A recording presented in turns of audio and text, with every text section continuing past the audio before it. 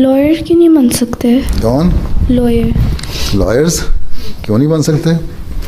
बन सकती हो, प्रैक्टिस नहीं करने की इजाज़त। वो मेरे लॉ पापा पढ़ने की इजाज़त है। लॉ कौन सा लॉ करना है तुमने? अगर तुमने लॉ करना है, ह्यूमन राइट्स का लॉ करना है या वुमेन राइट्स का लॉ स्पेशलाइज करना है तो तुम करके एक काम कर सकती हो, उनकी मदद कर सकती हो। लेकिन मैं उस बात से मना करता हूँ कि लॉयर बन के या क्रिमिनल लॉ में या ऐसे लॉ में जो उसमें एक्सपोजर और लड़कियों का इतना ज़्यादा कोर्ट्स में जाना और मर्दों में बैठना जुलना ज़्यादा, वो ना काम करो। पढ़ाई की हद तक तो कोई बरज नहीं है, हैं? और फिर अगर नेकी का काम करना तो करो, अपने ऑफिस खोल के, अपने घरों में बैठ के, लोगों की मदद करके। लेकिन जो कोर्ट्स में पेश होना और मर्दों के साथ डीलिंग जो है ना, वो नहीं होनी चाहिए।